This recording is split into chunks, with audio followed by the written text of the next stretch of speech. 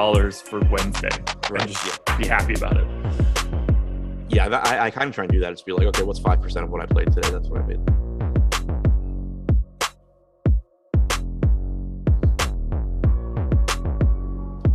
And we are live. Welcome to the NBA Strategy Show. It is Wednesday, November 24th. I am Josh Engleman. I am joined by Adam Scherer. We are brought to you by PrizePicks, and we are in for a good one. 13 games on this slate. 26 of the 30 NBA teams are playing. We're going to talk about every single one that is on the slate for today. Before we do any of that, hit the like button, subscribe to the channel, and hit the notification bell so you know when everything goes live. Adam, how did your four-gamers shake out? Not great. Swapped to a lot of Denver. Denver sucked outside of Jeff Green, so yeah, it didn't go too well. I also definitely didn't need. Well, at first I was like, okay, cool. Julius Randle is just going to smack them, but he's not going to ultimately matter because this game is a 20-point game at the half, and it's turning into a blowout. Turns out Russ gets them back into the game. Not what I wanted to happen. Needed that to be AD. And the closing lineup for the Knicks, you might as well have picked it out of a hat. Yeah, I didn't even see what it was, but no, I was about to pull it up now as you were talking. I got the message from Greg. Quickly, Toppin, Burks, Noel, Fournier. Yeah. He said, I got the message from Greg at 9:47. How many guesses until you would have landed on Quickly, Burks, Fournier, Toppin, and Noel closing lineup? I was like, yeah, probably a few. Yeah, just weird rotations all around. Yeah, it's, I don't know, not fun at all. But thanks to Russ for that one. All right, we got 13 games. As much as I love to ramble at the beginning of one of these bad boys, and I'm going to do it for another 10 seconds while I still copy ownership into my sheet. We have a ton to talk about. It's a weird slate. Some of the places where there is value, I actually need to bounce some of my questions off of you because as I was working through it on the process, Monday through Friday, 6:30 a.m. every day. That's what Monday through Friday means. I am in some serious trouble with a couple of these teams, and I need you to either set me straight or at least tell me that you're on the same page as me. So I'm ready to dive in if you are. Yeah, let's go. Here we go. Phoenix Suns taking on the Cleveland Cavaliers. And we don't have a ton going on here. Phoenix 7-point favorites in Cleveland, 209 total. It's just sort of normal stuff for the Phoenix side of it. I think Abdel Nader is questionable. That is not really something that's going to matter all that much. On the Cleveland side, things are a little bit different in that we know that Evan Mobley is still out, and we have a Q tag on Darius Garland. Cedi Osman is probable, and the guy that dominates my NBA Top Shot portfolio, Lamar Stevens, is out. Let's talk about Phoenix to start. Highest owned guy in this game is Devin Booker at 7.7% on FanDuel. Is there anything that we need to specifically talk about when referencing Phoenix? I don't think so. I think it's pretty much status quo. Booker and Paul, we know that those guys are both always solid options. They typically aren't going to stand out at their price tags on a slate this big, but they still give you a high ceiling. I think DeAndre Ayton, probably the top option for me. Still only 7,400 on DraftKings, likely to give you around 32 minutes or so, well over a fantasy point per minute this year. But even that, it's a 13-game slate. There's going to be plenty of center options. So it's more so, a secondary play for me, although a good secondary play, I think. This is one of those that we've talked about over the past, I don't know, every one of our shows. Yes, Booker, Paul, Bridges, Ayton. These guys are just a part of lineups, but they're on a 13-game slate. We're basically talking about priorities or guys that play 30 minutes. If you're not one of those two things, it's going to be really hard for me to be like, well, Jay Crowder could fall into 28 minutes instead of 27 or something. It's just not that kind of day today. So if you want to get to any of the main guys from Phoenix, knock yourself out. It's hard to go deeper than that. Yeah, when I look down the list at McGee, Payne, Cameron Johnson, they're all like, oh, well, they're cheap and they could 6X, but it's a 13-game slate, so who really cares if they score 18 points? Yeah, you're going to, at 3,300, you're going to need 30 plus. Right. If you're thinking maybe Landry Shamet gets Abdel Nader's minutes, What'd you say? I said, even for someone like Shamet at 3,300, if you're saying to yourself, all right, he gets every one of Abdel Nader's minutes and plays 23 minutes. You need well more than 30 from him for that to even matter today. Right. If this was yesterday, there would be 9 guys on this team that were playable. Yep. And that is not the case today. It's close. It's closer to 0. Yeah, exactly. And like not to say it's actually zero, but it's more, you have several secondary plays and then some other guys that I just don't really see a way to get to. Whereas yesterday would be like, yeah, play any of these guys. Yeah.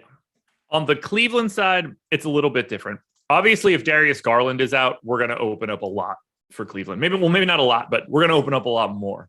The piece that I'm most interested in, I don't totally understand why the ownership is like it is, but we've got Jared Allen at 3% on FanDuel. He also has the power forward eligibility. He's 2% on DraftKings at 7,400. Lauri Markkanen is the highest owned guy in this game at about 10% on DK. We saw Jared Allen play 37 minutes in his return for being out. To me, he's the best play for Cleveland. I think he looks really good. That was one of the big question marks last game was not only is he limited because he missed a couple of games with his illness, but also is he impacted by Love being back. Mobley obviously being out is a benefit, but he wasn't. He played 36.7 minutes. He's only 7,400 on DraftKings. For the season, he's averaged 1.06 DraftKings points per minute. You could see that go up a little bit, when he's not playing alongside Mobley. So I'm with you. I think he looks really good. I think Markkanen looks good as well at 5,400. They had said they were going to limit him to, I think they said like 25 to 27 minutes. So naturally, he played about 31 minutes. But it's one of those situations where, that was his first game back. He'd been out for a while. It makes me feel pretty confident that, assuming he plays well, he's getting at least 30 minutes today. Yeah, I like him. I think that the ownership that he's getting makes sense. I didn't have any sort of like hot take on top of it. Allen's ownership is just the one that doesn't make sense to me, particularly on FanDuel, where you can also roster him at power forward. I think he's like at 3% ownership. He might be my favorite play on the slate, and we're getting there pretty quickly into this conversation. Clearly, Garland sort of, if he is in, fits into that same sort of starters of Phoenix mold.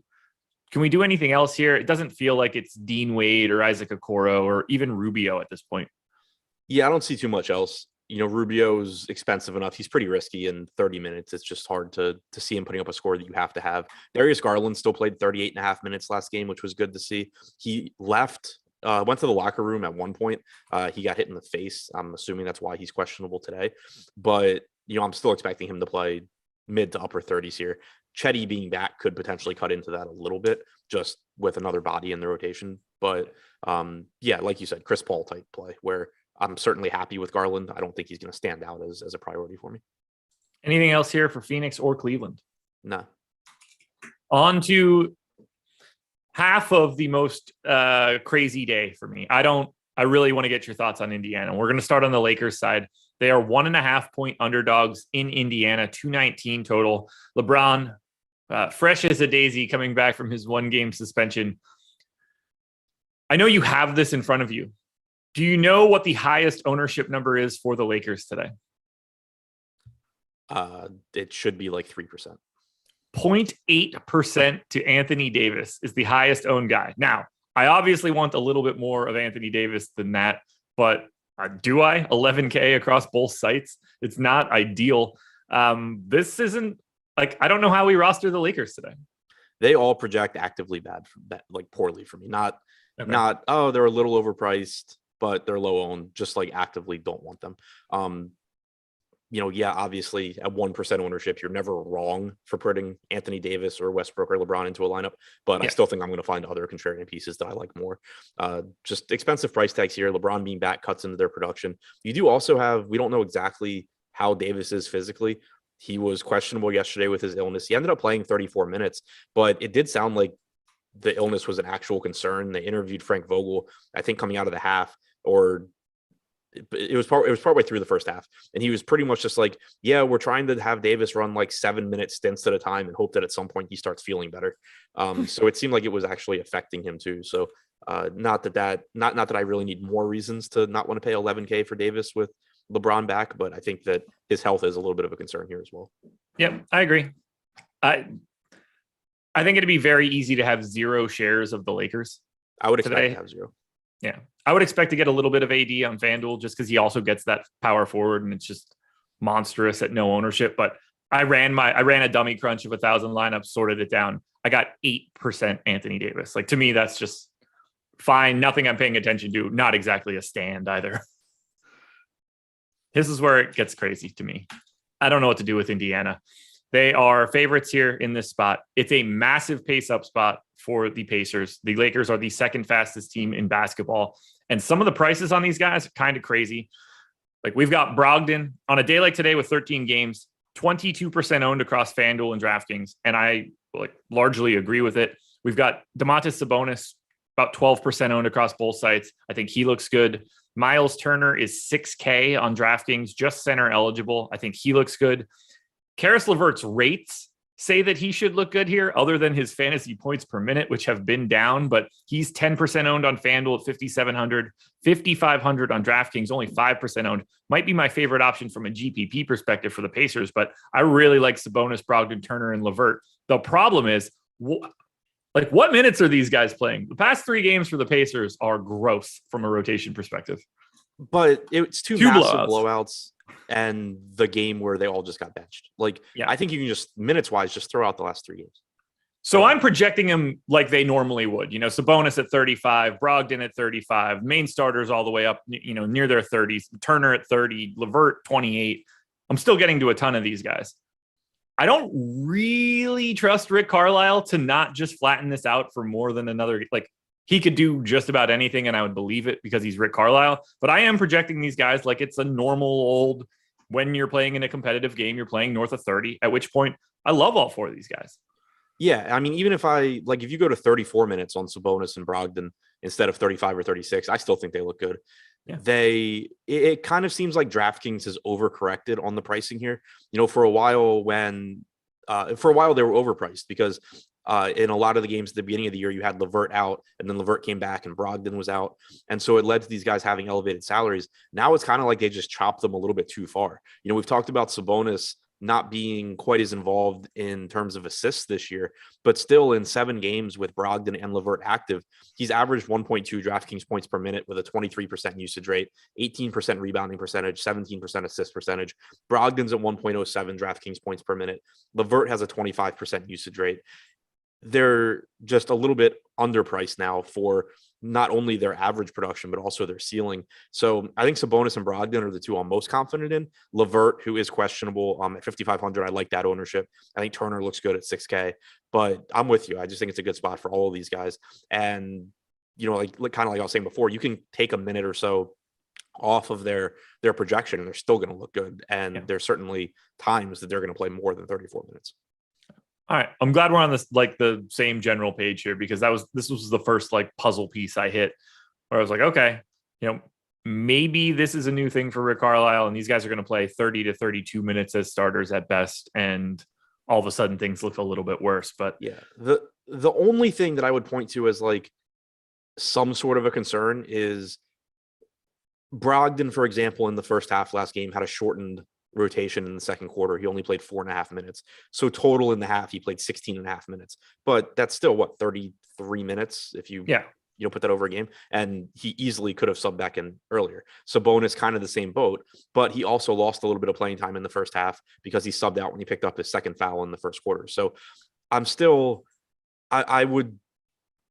much more comfortable thinking that a month from now, we just forget those last 3 games even happened and you're just still getting mid-30s from these guys than that, a game where the starters played poorly and got completely benched, followed by 2 blowouts, just completely changed the way that they're running their rotations. Agreed. Anything else here for Indiana? No. All right. Maybe the best game on the slate from a DFS perspective, the Charlotte Hornets, 8-point favorites in Orlando, 217.5 total. Still looking like we're not going to have PJ Washington for this one. Doubtful. On the Orlando side, no Cole Anthony, no Isaac, no Fultz, no Michael Carter-Williams, no Eton Moore. We know those. And Q tag on Gary Harris, which is relatively permanent at this point. LaMelo Ball, still just 9,300 on FanDuel. Absolutely fantastic play at that price tag.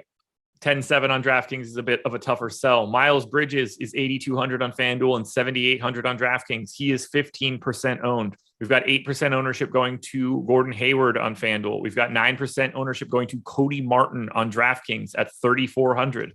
I think that you can make a case for someone like Kelly Oubre, given his shooting guard small forward eligibility.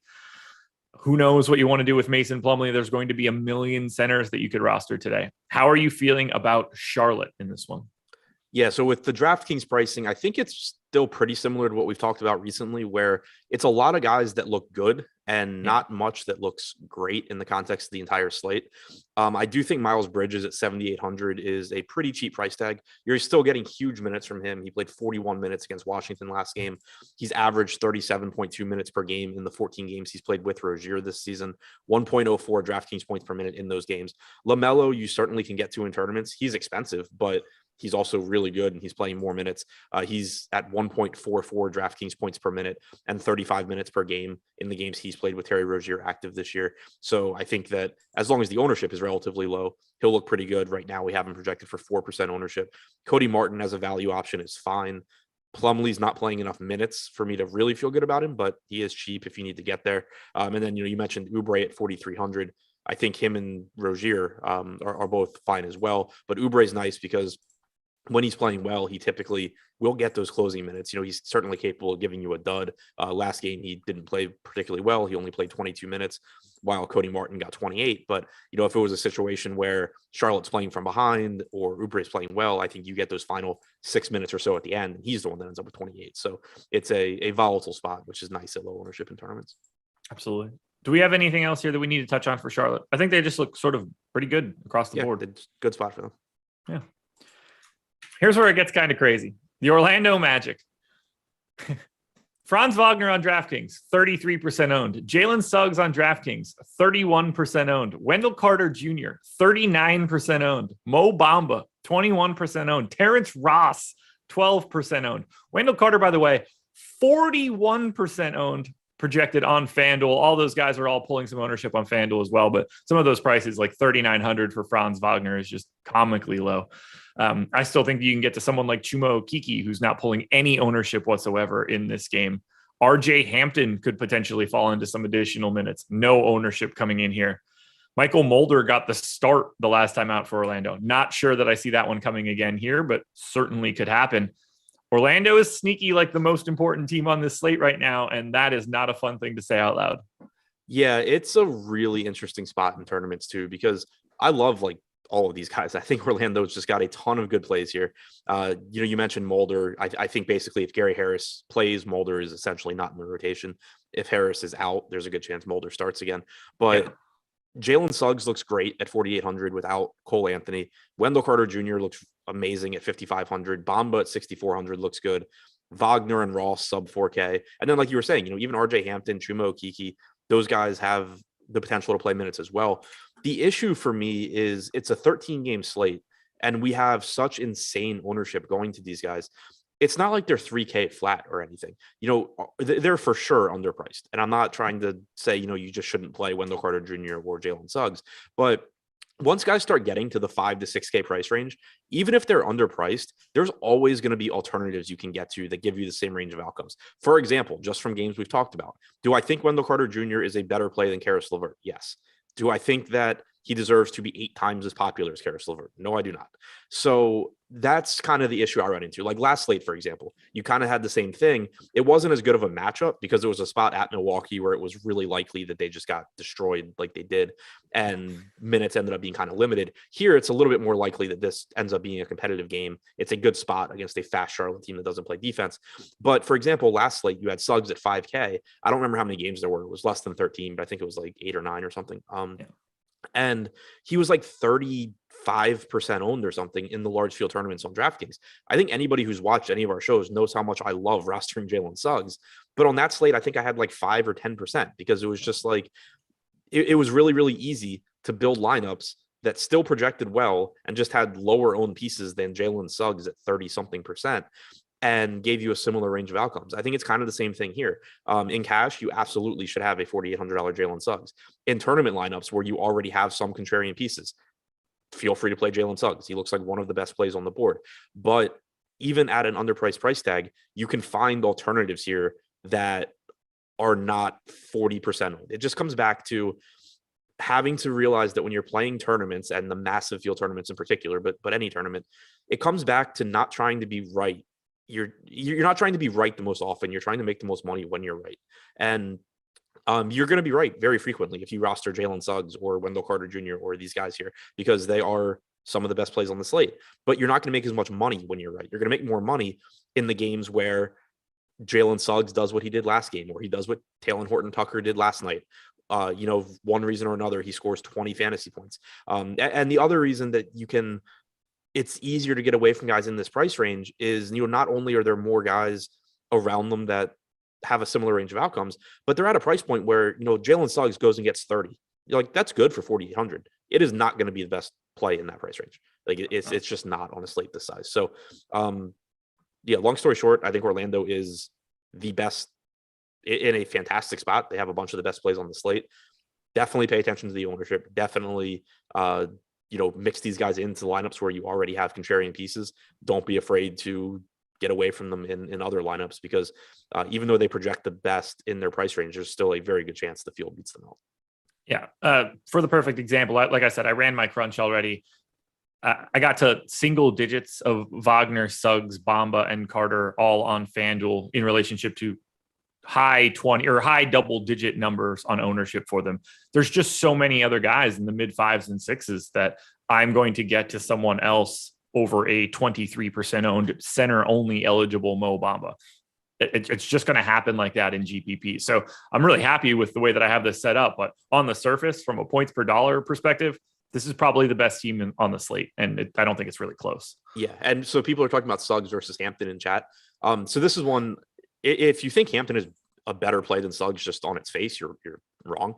But I do think that at 31% to 1% ownership, that is a perfect example of a potential pivot away from Suggs. It's $100 difference.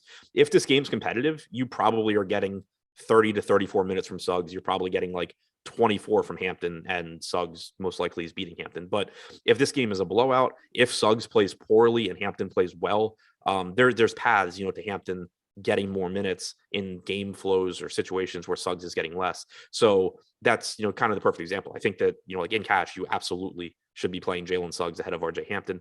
If you have a lineup where you just need the best play at that price point, it's Jalen Suggs. But you're getting basically a 30 to 1 discount in terms of ownership on RJ Hampton. Yeah, I'm with you there. Like Hampton showed up in my sims. I gave him 26 minutes. I gave Suggs 30. Hampton is like half of the sim exposure as Suggs, which I think makes sense. If you told me that if Suggs is 31, maybe Hampton should be like somewhere in the 10 range. Right. I don't necessarily think I want 10% owned RJ Hampton either, but that's sort of the ratio that I think it should be. 31 to 1 is certainly not what I think it should be. But cash games, Franz Wagner, Suggs, probably Wendell Carter Jr. 3 of those guys are going to be pretty close to the top of the list from a DraftKings perspective. Yeah.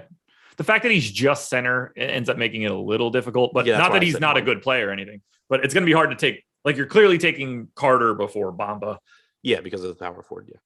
And $900 more dollars or less dollars, I guess, in that case. Yeah. So without Cole Anthony on the floor this year, Suggs is at 0.82 DraftKings points per minute. But this is the same thing we've said with Suggs before. He's at 0.82 DraftKings points per minute with a 39.6% true shooting percentage. That basically tells you that he cannot be worse than that per minute. No. It can't really get worse. He has a 27% usage rate, 22% assist percentage. Terrence Ross has a 20.9% usage rate. RJ Hampton's at 0.92 DraftKings points per minute. Bamba's at 1.1. Carter's at 1.09. Franz Wagner has been absolutely awful. He has a 29.8% true shooting percentage.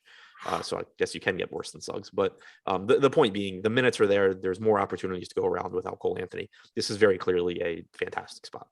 Number 3 team in pace against the number 9 team in pace as well. So that should help out a little bit from a speed perspective. Anything else here, Charlotte or Orlando? I didn't even realize Orlando was playing that fast. I knew Charlotte was. Yeah. I think you're good here. Yeah. I guess grouping could kind of be important here, but I think it's basically, it's tough. I mean, like based on the rotations we've seen, it kind of seems like maybe, so the closing lineup probably has, in a competitive game, the closing lineup probably has what? Suggs, Bamba, Carter, Wagner, and then 1 of Ross, Hampton, Okeke. Sounds right. Or maybe like 2 of Wagner, Ross, Hampton, Okeke. Yeah, I think I would probably just set like a max 2 of Wagner, Ross, Hampton, Okeke. Maybe max 1 of Ross, Hampton, Okeke. Okay.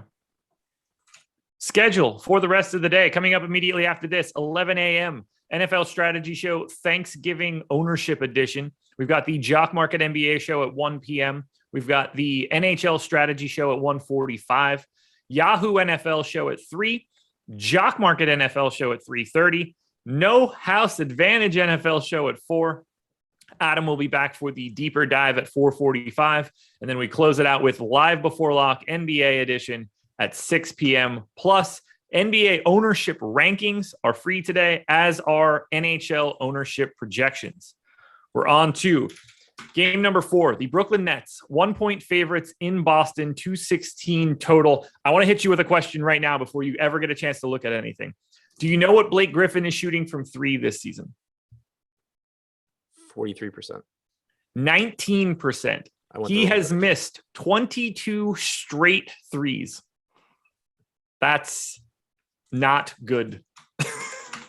22 straight threes, played 9 minutes their last time out. Let's talk about Brooklyn, though. This one's going to be pretty easy. Highest owned guy in this game is $5,300 center eligible LaMarcus Aldridge on DK at 8%. Good luck telling me how many minutes this dude's going to play, because I don't have a feel for it. That's for sure. After that, nobody else is higher than 5. I don't know how you play Harden and Durant today at 11-7 and 11-2. I don't even really like them all that much on FanDuel at 10-2 and 10-3. Brooklyn is like largely off the board for me. Yeah, I think that's typically been the case for me. Yeah, it's just when Harden and Durant are in, it's really difficult to get to them. It's the same situation as with the Lakers. It's not that they're not obviously great players with really high ceilings, but you're paying for their ceiling and they're cutting into each other's production. So it's pretty difficult to get there when you have so many other pay up options.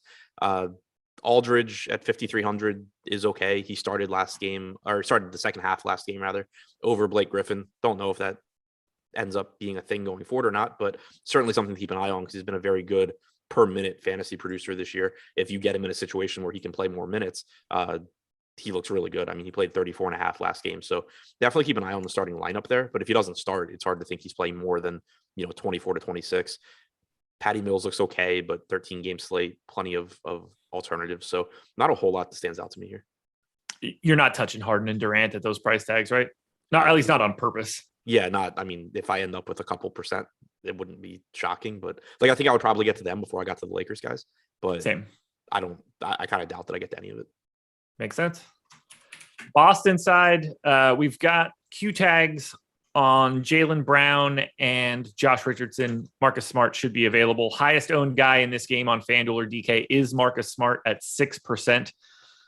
Most interesting guy to me here is probably Robert Williams for 5,600 on DraftKings, projected for 3% ownership. Right away, that's another one in that like Mo Bamba, Wendell Carter area where those guys are getting massive ownership in the same price tag, but Robert Williams has 3% ownership. I know Robert Williams hasn't been what we want him to be this year. He's still a fantasy point per minute guy playing 28 minutes or so. He's going to fall into some blocks at some point in time. If he's 1/10 the ownership of those guys, he becomes more interesting in GPPs. But once again, there are no priorities to me for Boston.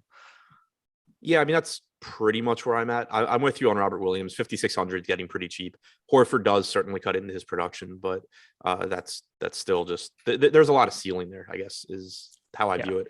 Same can be said for $5,400 Marcus Smart. He's not going to consistently come through, but he is likely to play big minutes. There's plenty of things for him to do defensively here to stay on the floor as well.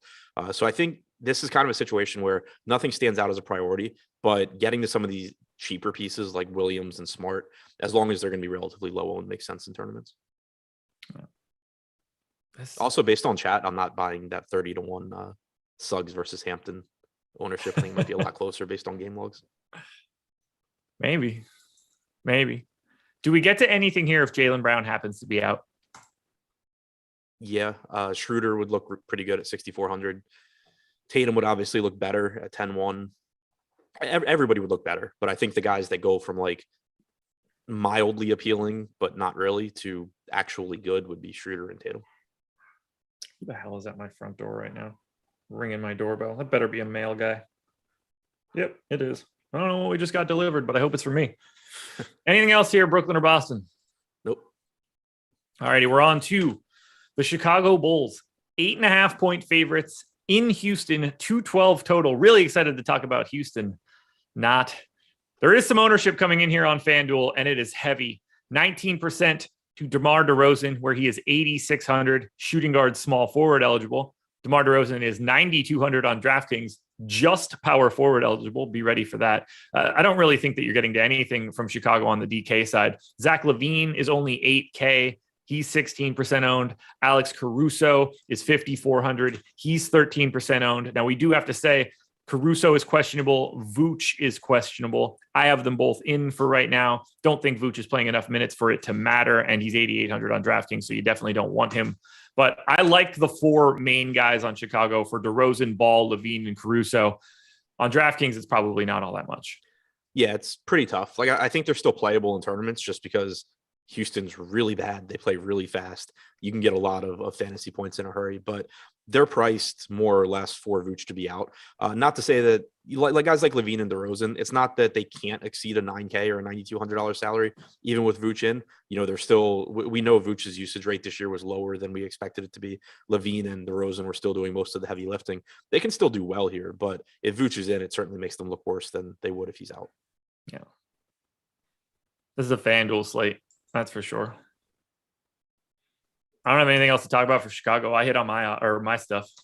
Yeah, I mean, that's pretty much it for me. It's just tournament shots on LaVine, DeRozan, Ball, Caruso, just based on the fact that they're playing a really bad Houston team that allows a ton of possession. On Houston, the only thing we're worried about now is Kevin Porter Jr. is questionable. And from what I saw from Kevin Porter yesterday, he had a quote saying that he was expecting to play today. Christian Wood is 6,700. Power forward center eligible on FanDuel. He's the second highest owned guy here outside of, I don't understand this one, but we've got Şengün at 29% ownership on FanDuel today. I don't get it. So maybe I'm missing something. Kevin Porter's pulling a little bit of ownership on FanDuel at 5,600. Jayshawn Tate's pulling a little bit on DraftKings at 4,900. Jalen Green is not pulling much at 5,200 on FanDuel, getting a little bit at 4,500. There's a lot to like for Houston, but this team sucks. Yeah, they're always one of like the most difficult teams for me to talk about because in competitive games, I love these prices. In non-competitive games, these guys are way overpriced, and this team is really bad. 80% of their games are non-competitive, which ends up being problematic. Right, and so it makes it so you can't trust these guys, but they are at home. They're still 9-point dogs, but if they hang in this game, you're likely to get mid-30s from a $7,400 Christian Wood. You're likely to get low to mid-30s from a $5,900 Porter. And it also, if the game's competitive, it means that at least one of these guys is probably playing well. So yeah, tournaments, as long as the ownership is relatively low, I don't mind going there. It's still, certainly scary, but we have 13% ownership going to Tate right now on DraftKings. That's the highest on the team. Christian Wood only getting 6%, Kevin Porter Jr. getting 3%, Jalen Green getting 7%. Certainly don't mind taking shots on those guys. Jalen Green is someone that falls into the pivot off of Jalen Suggs category. Yeah. They're kind of similar in that they're both talented. They both have been absolutely awful this year. But, it's Suggs is the one that I would certainly rather have if I'm just getting like a 50-50 proposition. But in tournaments, if you need a lower owned pivot, Jalen Green gives you a similar range of outcomes, I think. I don't know what's causing this, but I think we're on the same page. $4,300 Şengün on FanDuel is not going to be 29% owned today. No. Unless like Christian Wood gets ruled out. There's just no way that that's happening. So assume that number comes down. And if he is 29% owned today, my recommendation to you is to not have a single share. Christian Wood, to me, the best play in this one, though, at 6,700 on FanDuel. That is just a not correct price tag for what his ceiling can be. Anything else for Chicago or Houston? Someone asked why Troy Brown Jr. played 30 minutes last game. Caruso was out, Vooch was out, and the game was a massive blowout. Yeah. He will likely play precisely 0 minutes today, depending on how that shakes out again. Yeah. All right. Toronto, 4-point dogs in Memphis, 218 total. On the Toronto side, Q tags on Anunoby, Precious Achiuwa. I have them both in for right now, just for comparison's sake. On the Memphis side, we've got a Q tag on Dylan Brooks, still no DeAnthony Melton. Toronto's got two guys at 13.4% ownership. One of them is Scotty Barnes on FanDuel. I agree with it. The other is Fred VanVleet on DraftKings. I agree with it. But for just $600 more on VanVleet, he's 3% owned on FanDuel. So I like Fred VanVleet on FanDuel as a GPP play. I actually think Fred VanVleet gets better as more guys are available for Toronto. He just he doesn't have to do as much individually, and I think the spacing ends up being a little bit better. If Anunoby is in, it's probably not all that interesting. I don't know if he still has that like 38, 39-minute ceiling on a day like today. Trent, Siakam, like a lot of this looks like Phoenix, but I think there's little bits of prices that are slightly better. Yeah, that's how I view it as well. Like you can still count on guys like Van Vliet to play big minutes. He's coming off a game where he played 39. You got 34 from Siakam. They're just reasonably priced.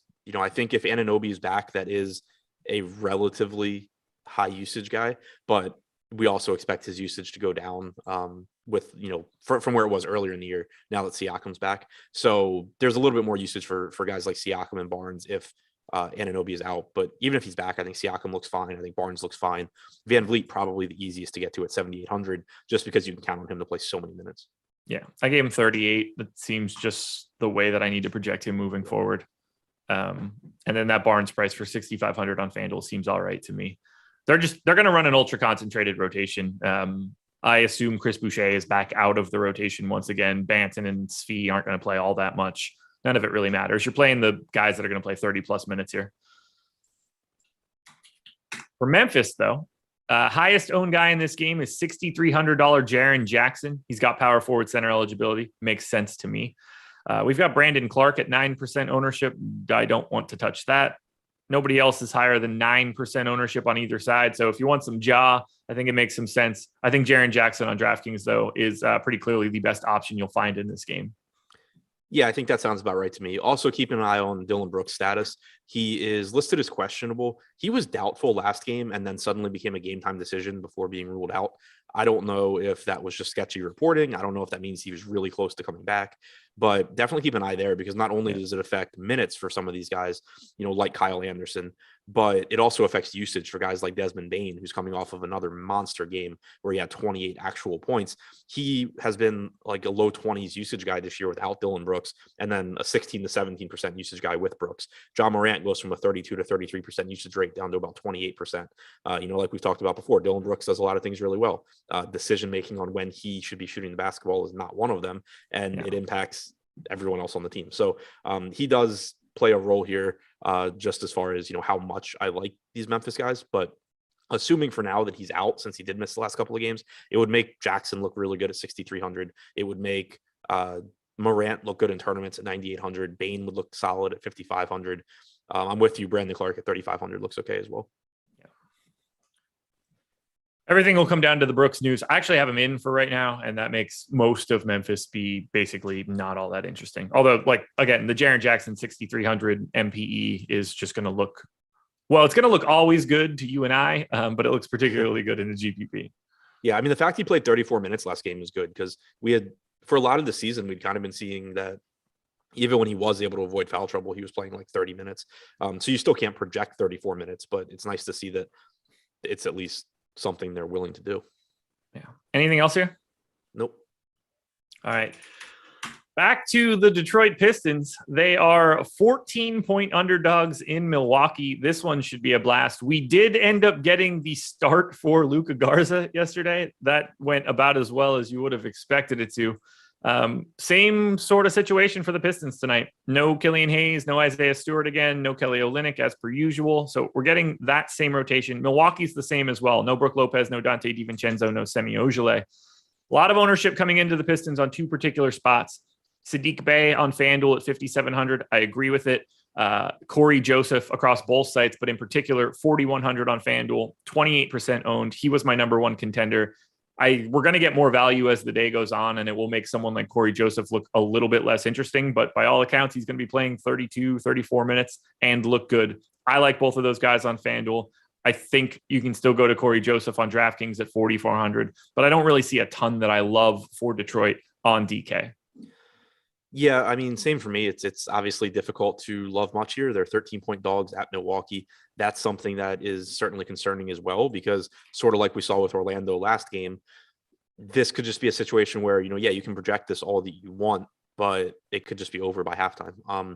I think Corey Joseph at 4,400 looks fine. If the game's competitive, he's likely to play 30 plus minutes. If it's not, you're he's probably not getting garbage time. Amadou Diallo is 3,300. He only played 15 minutes yesterday. He is someone that I think would be likely to play a little bit more if either the game blows out or if he's playing well. We did see 30 minutes from Frank Jackson yesterday. Yeah. I think that the lineup is kind of just going to fluctuate based on how the game is going, both in terms of score and hot hand who's playing well. So setting a group so that, probably not more than one of like Diallo, Diallo, Frank Jackson together. Probably don't want more than one of Lyles or Garza together. I think Lyles starts here, by the way. I don't think you could start Luka Garza against Milwaukee. Yeah, I was going to say, I think they start either Lyles or they just go to Bay. Or Bay/Grant. Yeah. I don't. If they put Luka Garza out there, Giannis is going to just eviscerate him in like 3 possessions, and Garza is just going to be parking his ass on the bench with 2 fouls, one way or the other. Right. I mean, that's kind of the case anyway, but sure. I get your point. I'd be kind of surprised if Garza starts here. It just, of all the spots, like this isn't the one where you are like, hey man, good luck. You know how you have no defensive talent whatsoever? Here's Giannis. Right. Yeah. So if Lyle starts, he's going to look like a decent value, risky, but decent value at 3,200. He's around the 0.8 fantasy point per minute guy. He'll probably play as long as he's not fouling. So yeah, I think it's just sort of setting rules. Definitely not more than one of Lyles Garza. Probably not more than one of like Diallo, Frank Jackson, Josh Jackson, Cunningham, Grant, Bay. They all look fine. They're certainly, at least to some extent, dependent on this game being relatively close. Cunningham in a blowout still probably plays around 30 minutes if he can stay out of foul trouble. But, in competitive games, we know he can get 36 plus. Does Lyles matter on a day like today? I mean, assuming he starts, obviously. If he starts and plays well and plays 30 minutes, you probably would like to have him. I don't think that's a particularly likely thing that happens, though. Okay. Him having the power forward is why I was asking. If he was just center, it's like, okay, he's just add him to the list of guys there. But from a value perspective, I think he's an interesting piece to pay attention to, especially if he stays at like 3.5% owned. Yeah, he's one of those guys where if he's low owned, I'm more than happy to be over the field. If you start getting, that Orlando Magic type ownership where everyone just decides Trey Lyles can't fail, then I'll gladly find some other pieces to get to. All right. On the Milwaukee side, Bobby Portis is the most popular piece in this game, 21% owned at FanDuel at 6,500. I mean, look, I like Bobby Portis today. That seems like a pretty large number, but I guess I get it. Giannis is super expensive. I'll never freak out if I have him, but today doesn't like he's going to need to do a lot of work in a limited amount of time. Could he play 26 minutes and go for 60? Yep, he's Giannis, but this one's scary. Drew, Middleton, meh. And this is mostly just a little bit of very, very Phoenixy once again. Yeah. With a pay up guy. Yeah. I mean, Giannis looks great. Like he should torch this team. Typically you're not that concerned about the players on the winning side of a blowout because they're producing at a higher rate. But still, 12-2 is expensive. It can be tough for Giannis, even in 28 minutes, no matter how well he's playing, to really put up a score that you have to have there. So Giannis looks good if you can get to him, but definitely want to pay attention to the ownership as well. Drew Holiday, Bobby Portis, good spot for both of them. Milwaukee should score a lot of fantasy points in a hurry. It's just a matter of how many minutes these guys end up being on the floor. We'll talk about it a little bit more for Utah and Oklahoma City. I touched on it in the process show, but Utah, Oklahoma City, and this game in particular strike me as the type of places where you get the non-beneficial blowouts where Milwaukee might score 100 real points. The problem might just be that Detroit gets held to 72, and you can have an average performance offensively and the game is still not competitive. Same situation for Utah and Oklahoma City. It might just be because Oklahoma City scores 68 real points and they get absolutely bludgeoned. So those are the ones that usually scare me. When the team's defense can just completely eviscerate the other team, that blowout becomes more problematic. Yeah, that's a fair point for sure. Like it's not necessarily, this game's really fast paced, so Milwaukee just scored 120 points in the first 3 quarters and it's over. It could just be, the Pistons have 28 points at halftime. Right. And then the blowout takes a very different light because you didn't get those offensive stats and Giannis is going to be showered up and back on the bench before the fourth quarter ends. Kind of like what happened against Orlando. Exactly. All right. Anything else here? Nope. All right. Let's talk a little bit about the presenting sponsor of this show. That would be PrizePicks. You're running daily prop-based contest. Let's start here with the deal, because this is the best part. Use the promo code Awesemo to get a $100 first match deposit bonus, which means if you put in 100, they're going to match with $100. You don't have to worry about sharks or optimizers or mass entries. You can just make a 5-player lineup that can net up to 10 times your entry fees. You can use multiple sports, so make a cross-sport entry. Download the app in the App Store or Google Play, or just go to prizepicks.com. We have free player prop tools at awesemo.com that can help you do all of these things. I'm going to hit Adam with 2 quick fantasy score props coming out of this Milwaukee game. Might be a little scary, but I think we're going to be okay. Let's say this. Over under Giannis Antetokounmpo, 52.5 fantasy points. Over. Yeah, I have that by 4.5 right now. I will happily take that over. This one, a little bit scarier, but I think that we can comfortably go to it. How do you feel about your boy, Cade Cunningham, over under 31 fantasy points? I hate that guy right now, but over, not with a ton of confidence, but over. Yeah. I got it at 36, so I will also go over. There are a couple lines here just from a fantasy points perspective. Now, you could look at individual props if you want to. We could hit up something like, we'll go back to where's Giannis hiding? Now he's not even on there. We can go to someone like Franz Wagner. There's somebody that's pretty popular on this slate because of his DraftKings price. Over under 10.5 real points. That makes it look a little bit different. Do I have that? Yes, I got him at 12. That's neither here nor there, but you don't have to just take fantasy point scores. You could take points props, rebounds props, assist props, even 3-pointers made across a wealth of sports. NBA, I'm going to read it off the top. NBA, NFL, college football, college basketball, NHL. I don't even know what this sport is. Soccer, tennis, women's college basketball, Counter-Strike. They've got it all here at PrizePicks. You should go check it out. Use that promo code Awesemo. We got 6 more games to go now. I think I'm right. Yeah. Miami at Minnesota. The Heat are 2-point favorites, 213 total. We thought we were going to get some weird stuff out of Miami yesterday, and it got pretty tame. Markieff Morris still doubtful.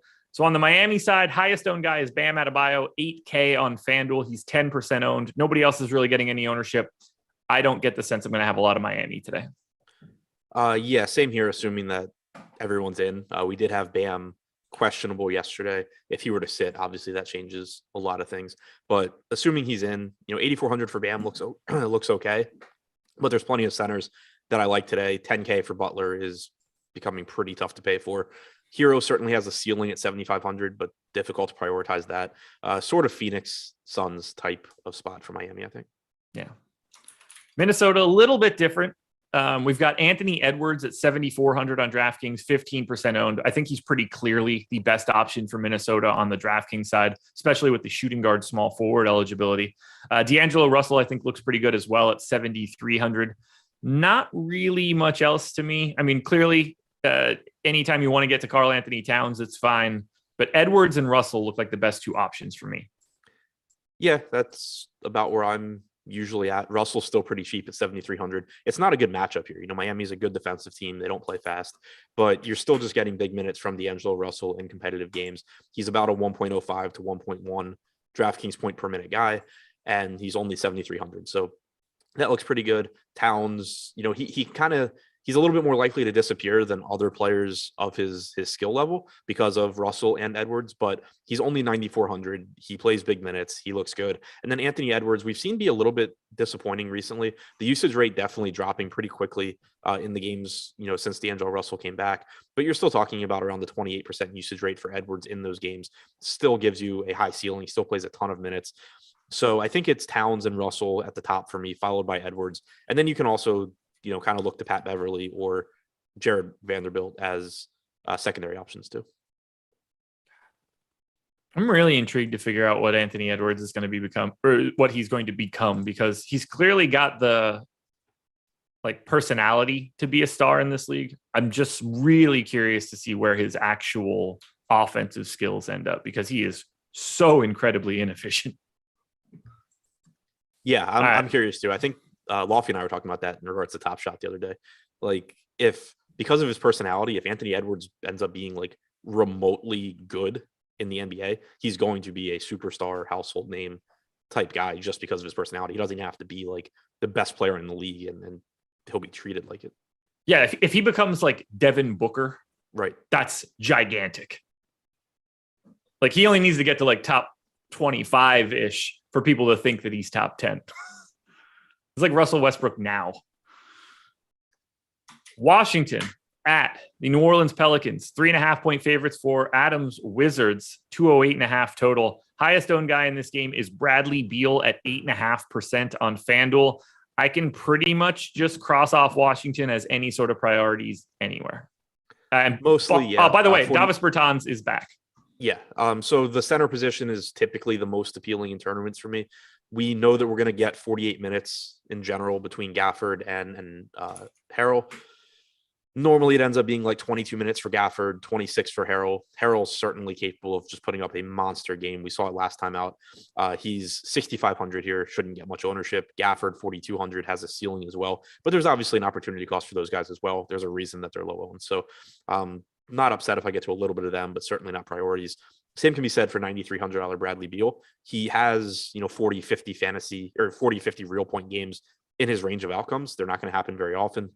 Dinwiddie cuts into his production a bit as well. So nothing that I'm really in love with from the Washington side.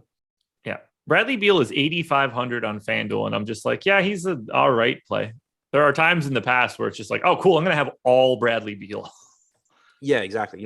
I think the salary for him is getting to a point where at low ownership, I don't mind him in tournaments. I think like last slate, for example, he was 4% owned. I had like 10% just because we're starting to get to where he can really light that up. Like he can go for 50 plus fantasy points, but on a slate this big, and because, 50 plus isn't really remotely close to his median projection, it's still just difficult to prioritize him. Pelican side's looking a little bit different here. We've got Josh Hart and Joe Val on FanDuel, about 15% owned, 5,700 and 8K respectively. I completely agree with that. Brandon Ingram is underpriced, at least a little bit, 7,700 across both sites. You get the shooting guard small forward eligibility on DK. That's where he is actually the highest owned guy from the Pels. That's probably where you're drawing the line. I don't know if we're really going to be trying to get to much else here from the Pelicans. We saw Kira Lewis play 32 minutes in the last timeout. Jackson Hayes parked his ass on the bench. They went to Willie Hernangomez. I don't know what that's going to mean.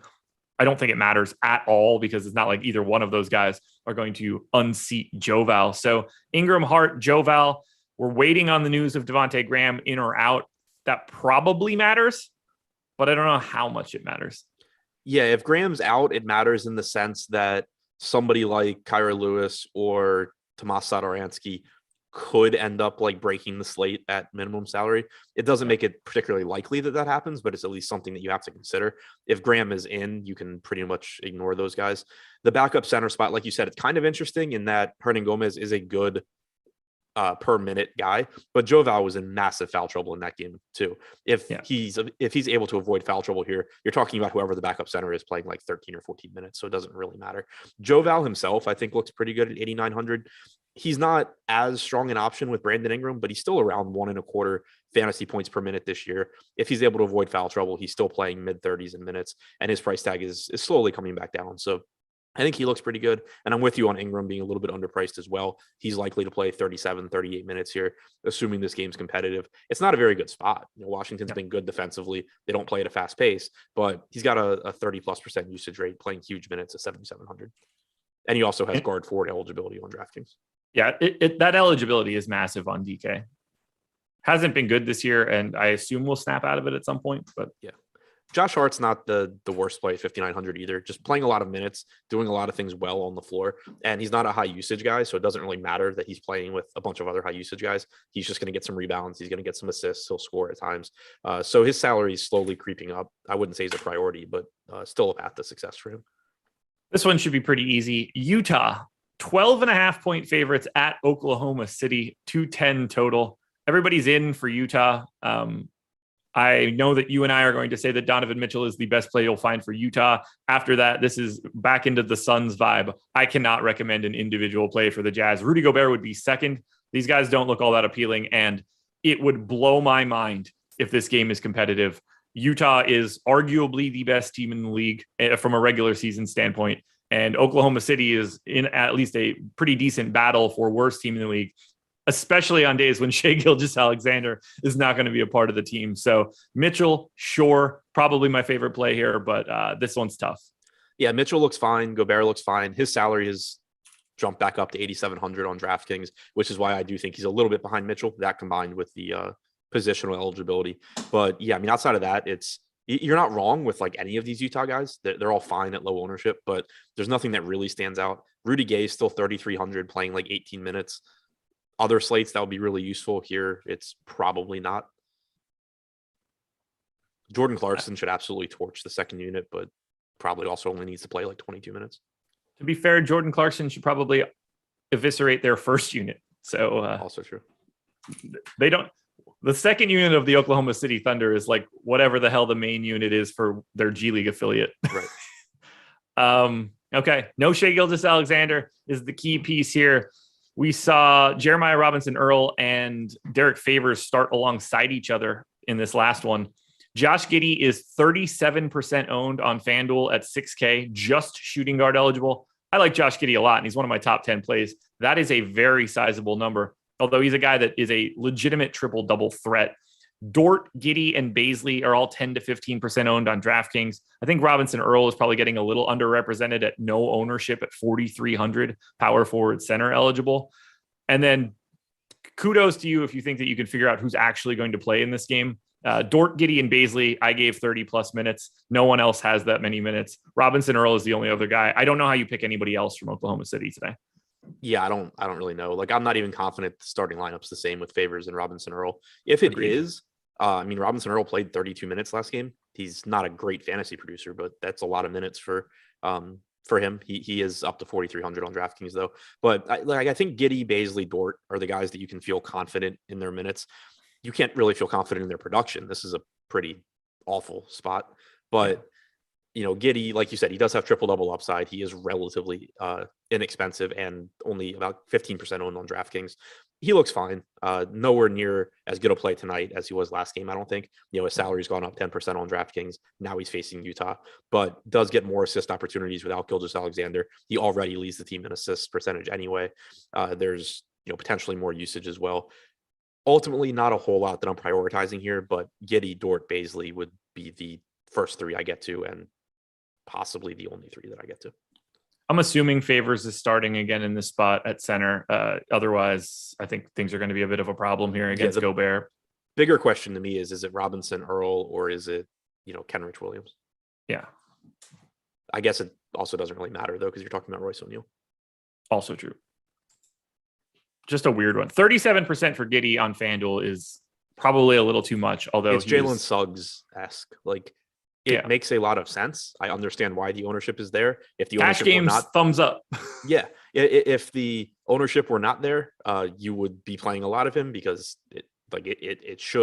he should be popular. But there's a lot of ways this can still go wrong. Or at least even if it doesn't go wrong, that he doesn't put up a score that you have to have in terms of raw points. Particularly in those situations where this game finishes 107 to 67. Right. It's just like, okay, well, unless Giddey played all 48 minutes, he didn't accumulate nearly enough of what you need. Anything else here? No. Not too many more times to give you this promo code, but if you like stuffing, you're in luck. You get to type those letters into our promo code box because you can get an NFL Express weekly pass for just $1 using that promo code stuffing. You get access to our NFL player rankings, ownership rankings, everything we have to offer for showdown and single game contests, which is pretty important heading into Thanksgiving tomorrow, where there are a lot of showdown contests, and probably even more importantly on this coming Sunday as well, when you have a shorter slate. You get access to all of our premium tools and data for in-season fantasy football and tiers contests on DK. This is a $1 coupon code. Costs you $1 for our NFL Express Pass. Valid only through Friday, so it goes away when Black Friday ends. Stop guessing and start winning. Join Awesemo Plus today. Adam, we've got 3 games to go here before we get out of here. Atlanta, a 4-point favorite in San Antonio, 220 total. Everybody is available for Atlanta that needs to be available. We still have no Hunter and Okongwu, but we know that.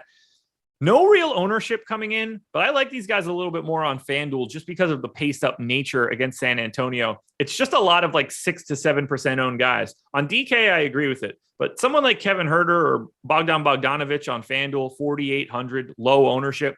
They're the type of guys that I'm willing to take a pivot and get a little bit over the field on. Yeah, and I think that you can do that on DraftKings as well. I mean, 4,600 for Huerter looks fine. 4,700 for Bogdan looks fine from a ceiling standpoint, but in particular the front court, Capella and Collins are still reasonably priced. Capella's in that DeAndre Ayton, Jared Allen price range, so not like you're just jamming him into lineups, but he does give you a high ceiling here. He's likely to play low to mid 30s. Same goes for Collins at 7,200. So this is just another team where I think I like them in tournaments because they give you high ceilings at low ownership, but there's not one individual guy that I'm going to point to and say like, yeah, this is a core piece for me today.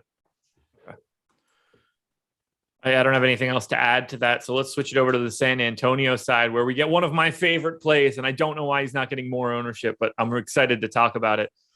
The San Antonio team's got everybody in, I believe. I don't remember seeing any news. Now I'm double checking myself because I don't trust it. Q tag on Doug McDermott. I knew there was something that was hanging in my head. Derek White is basically 15% owned across FanDuel and DraftKings. We've got Murray and Johnson around 8%. And then we've got my favorite play for today from San Antonio. That would be Jakob Poeltl. He is 5,800 on FanDuel, 5,700 on DraftKings, where he's only 9% owned. Jakob Poeltl came back, played 15 minutes in their first game, got a couple more days off, and then found himself playing 31 minutes in their last game, which means Jakob Poeltl can play north of 30 minutes again. He's not really working on his conditioning. I gave him 32. He can probably play 33 or 34 in a competitive game. Dude's underpriced for where he's at right now, and the ownership doesn't show it. Yeah, without a doubt. I think that ownership comes up throughout the day, but I don't really care. He's 5,700. He's over a fantasy point per minute guy. Atlanta as a team is not good defensively. I'm not, talking about Clint Capella individually, but they've been bad overall this year. It's just a good point scoring environment. 5,700 is a complete mispricing if you're good, knowing that Poeltl can play 30 plus minutes. Yep. I love him. One of my highest ranked guys in contenders today. I had him coming out of my sim 20% of the time. If we have him at 14% on FanDuel, I actually have like 30 to 40% of Jakob Poeltl if like lock were about to happen in 12 minutes. Probably my favorite place to go on this slate right now. Love Jakob Poeltl too. Jake Puddle in the house. What do we do with this Derek White ownership? I think it's fine. Like he's cheap. Yeah. It's a good matchup. He just hasn't been very good this season from a fantasy standpoint. He hasn't been bad. He's just sort of there. He's 0.85 to 0.9 fantasy points per minute. He did play 39 and a half minutes last game. That's, obviously good to see. McDermott was out, but he's typically been in that like 30 to 32 minute range. I think he looks fine. I just don't feel strongly one way or the other on him. DeJounte Murray, I obviously would like to get to 9,600. I think is a reasonable price tag on him. He's likely to play 35, 36 minutes. He's around 1.3 DraftKings points per minute. You're getting like James Harden level production this season for $9,600 in Murray. It's kind of crazy to think about. Yeah, 1.35 FanDuel points per minute over the last 30 days for Murray. I like it. I haven't asked in a while. 550 viewers, only 109 likes. We're leading into Thanksgiving. You guys don't get us tomorrow. There are no basketball games tomorrow. Can we get some likes for today? We'll borrow them from what would have been tomorrow's show. So hit that thumbs up if you haven't done it yet. 2 games to go yet, Adam. The Philadelphia 76ers, a team that we basically cannot talk about right now. 10.5 point underdogs in Golden State, 213 total. We have a Q tag on Seth Curry, Danny Green, and Tobias Harris. No Joel Embiid. I put everybody in to start, at which point Tobias Harris for 7,600 is on FanDuel is my favorite option. I don't get the sense I'm going to have a ton in this game. If they're all in, 7% owned Tobias Harris on FanDuel is the highest owned guy. Only Harris and Seth Curry on DraftKings at 0.5% are not just unowned. Can you roster anything from Philly if everybody's back? If everybody's in, Harris at 8K looks fine. That's about it. I mean, like on some other slates, Danny Green at 3,500 or Seth at 5K would look okay, but here it's pretty tough to get to. Harris coming back, especially in this matchup, would most likely cut into Drummond's playing time. Yeah, it's pretty much Harris if everybody's in. I do want to pitch $7,800 Andre Drummond on FanDuel, no ownership. We saw Ed Davis absolutely own the boards against Golden State. When they're playing a lot of Draymond at the 5, they're just not naturally going to be a giant rebounding team. And no matter what we think of Andre Drummond, rebounds are not going to be an issue for him. He's going to soak those up. He could have like a 10 and 20 game today. That wouldn't be all that wild to me. I like him if he's fully unowned as a GPP play. Yeah, I think that's fine. I started to say the same thing. The only reason I didn't say it is that in the games that Harris has played, he's averaged 25 minutes per game. We've seen Philadelphia just be very, very willing to not have Drummond on the floor. And then when you consider who they're playing, I think it's very, very likely that they just don't have Drummond on the floor. But that doesn't mean, just because I think that's what's going to happen, doesn't mean it's going to happen. And you have to keep that in mind. If for whatever reason they're just like, yeah, okay, cool, Drummond, go play 28 minutes, he probably smashes. Absolutely. And again, 0.3% owned on FanDuel, 0.1% owned on DraftKings. It's a guy that I'd be happy to have like 10% of, because there is a ceiling there where he can be a real problem. Yeah. And so like if you get a situation where Harris, Curry, Green are all out, Drummond looks better too, because even though it's a matchup where they could go small, they're kind of running out of bodies to do so. Exactly. On the Golden State side, the highest owned player in this game on either FanDuel or DraftKings is Andrew Wiggins at 7%. That's pretty much what I agree with. I don't really know how you pay 11.4 for Curry on a day like today. I've got 12 guys in the rotation. If you want to make it 11, that's fine. I know that they don't normally run an 11-man rotation, but you never know. Yeah. Are we doing anything here with the Warriors? Yeah, I mean, 11.4 for Curry, like, sure, it's fine. He's overpriced for his medium production. He also has 85 fantasy points in his range of outcomes, so he's never like truly overpriced if he's low owned. I think I'd rather roster Curry than I know I'd rather roster Curry than Davis, LeBron, Westbrook, Harden, Durant. So I don't agree with Davis, but that's why.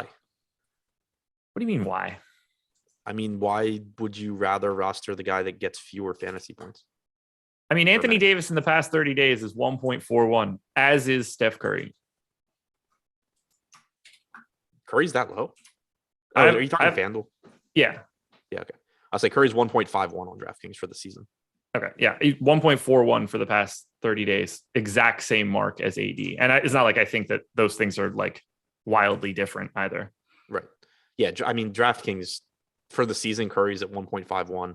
Davis is at, and this is including games LeBron's been out, Davis is at 1.35. Yeah, okay. That works. So, yeah, and they play similar minutes. Like I would just, if I'm quote unquote overpaying for ceiling, I would rather get to Curry than those guys.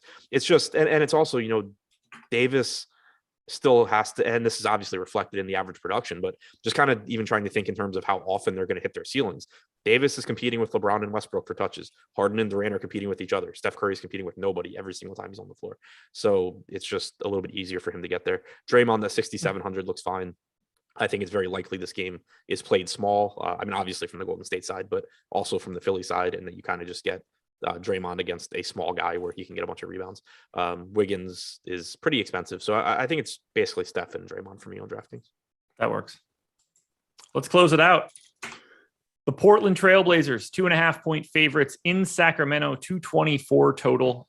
Portland is just the normal old rotation. Sacramento sort of went the way we expected. I thought that Mo Harkless was going to move into the starting lineup. He did. I didn't necessarily think they were going to completely excise Chimezie Metu from the rotation, but they did. That 5-game trial balloon as a starter came and went, and then it sank like it was made out of lead. Marvin Bagley stuck around in the rotation. We'll touch on Sacramento in a second, but for Portland, 23% owned CJ McCollum on FanDuel at 7,500. He's 7,600 on DraftKings and 17% owned. That's the most in this game. By the way, Portland on a back-to-back. Lillard gets into double digits on FanDuel at 8,800. I'm more likely to go to Lillard at 8,800 than I am CJ at 7,500 if the ownership looks like it is. I think they're pretty similar plays relative to salary just from a general standpoint. And after that, I don't know, maybe a little Norm Powell and nothing else. Portland's weird. Yeah, they are. Like I always still want to get to Nurkic, but it's just so difficult because he never plays enough minutes to, really be good. Last I night, ended up with some of him last night after the Jokic swaps, and then he played 24 minutes again, and I was like, fucking great. yeah, I had a lot on the night slate, and it was just like, well, this is cool because it's a 2-game slate, and if Nurkic actually plays 28 minutes, then cool, but he's not going to, and it's going to suck, and it did. Yeah. So yeah, I mean, it's every time you see the price tag at 6,200, I'm tempted, but I just think there's enough centers today that I like that I probably don't really get there. McCollum's the one that stands out the most to me on DraftKings at 7,600. He's over a fantasy point per minute guy this year. He's likely to play 36 to 38 minutes if this game's competitive. So he looks pretty good. Dame is fine. He gives you a high ceiling. Obviously he was disappointing last night. He's been disappointing for a lot of the season. He's someone that I think people just kind of play a little bit too often. Like I was talking to you before the show. I don't really understand why his ownership was where it was last night, but Yeah. Here he's only projected for about 6% ownership. All that being said, I'd still rather roster DeJounte Murray, assuming that ownership's going to be somewhat close between the two. Right now, it's like 6 to 7% on both. Give me DeJounte Murray. He's just been the better fantasy producer. He's like 2/10 of a fantasy point per minute better than him this year. Right. Like he's going to probably play a couple minutes less, but I'd just rather go to Murray there. I think that there's also other spots at guard that you can pay up for to be contrarian, not necessarily like the same price, but like LaMelo Ball, he's $1,000 more, but he can go for 60. Curry can go for 80. There's plenty of spots where if I'm going to overpay for a medium projection, there's guys I think I'd get to before I get to Dame. So Dame's fine, but certainly not a priority. Larry Nance's salaries come up a little bit.